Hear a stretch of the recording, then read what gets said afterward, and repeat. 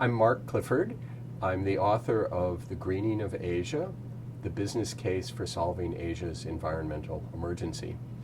I've lived in Asia since 1987, first in South Korea for 5 years, and since 1992 I've lived in Hong Kong. I'm a former journalist. I was editor-in-chief of the South China Morning Post and The Standard, both in Hong Kong, and I also worked for many years for both Business Week and the Far Eastern Economic Review.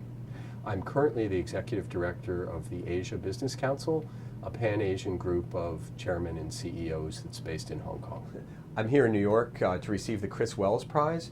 Chris Wells was a legendary investigative business journalist, really one of the first to turn a reporter's investigative skills to the field of business and to really take the same kind of hard look at business and finance and industry that people have for a long time taken at politicians and government officials. So he was a real pathbreaker in the field. The book is about the tremendous environmental challenges, really an environmental emergency that Asia faces, but it's also looking for a way out. It's looking for solutions. Asia is home to more than half the world's population. It's seen some of the most rapid economic growth in human history, which has lifted hundreds of millions of people out of poverty. But that's, of course, come at a terrible environmental cost with some of the most polluted rivers and waters in the world, some of the worst air in the world. In China alone, each year, more than 1.6 million people die prematurely because of air pollution. That's 1.6 million people every year in China alone. And this kind of carnage just can't go on forever.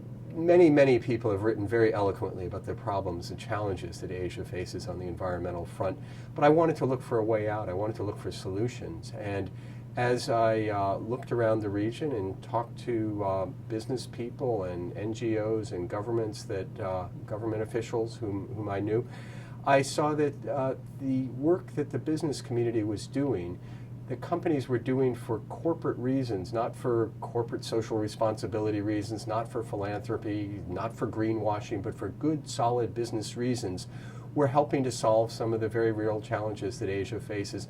This book is an attempt to tell those untold stories. China has been the world's leader in clean tech investment in recent years.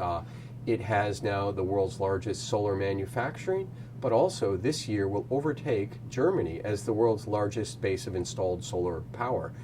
Something similar is happening in wind. China's gone from almost nothing to being the world's largest, by far, largest installed base of wind turbine. And it's mostly done this, almost exclusively, with Chinese manufacturing expertise. It's Chinese companies that, of course, are dominating the world market for solar panels. It's Chinese companies that are among the world's largest wind turbine makers. And I think that speaks to the seriousness with which the Chinese government is tackling this problem. I'd also like to add the example, and from a very different country, of Manila Water in the Philippines, which has worked with the government to take over the franchise for the eastern half of the capital city of Manila, and has extended water services to pretty much everyone. It used to be that almost no one had 24/7 access to tap water. Now virtually everyone in that area does. And the consequences for women who don't have to line up to buy very expensive water from tanker trucks and then lug it back to their houses is enormous. The ability for families to be able to cook with clean water, to be able to bathe in clean water, are enormous. And it's an example where, unfortunately, the government wasn't able to provide this basic service. Manila Water, a private company, is. I hope that the book has an impact in Asia and beyond Asia, first of all in companies, because I think even many of the companies I profiled in the book didn't quite realize their part in helping solve one of the great challenges of our time, the environmental disaster that's really threatening our existence as humans on planet Earth. I also hope that governments realize that their policies have a dramatic effect in how businesses act. Businesses do things for their reasons and to stay in existence, but if governments can adopt policies that are using prices more than regulations to nudge companies in the direction of doing things that are more environmentally beneficial, that'll be terrific. That'll be a long, long way towards solving the problem.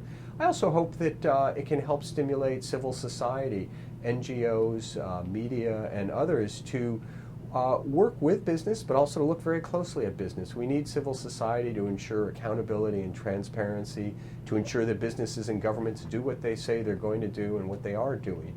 So I think that business, government, and civil society need to work together to solve an issue that's a common challenge, one of the most important challenges of our time for the entire human race. And if my book can play a small part in pushing the debate in the right direction, I'd be delighted.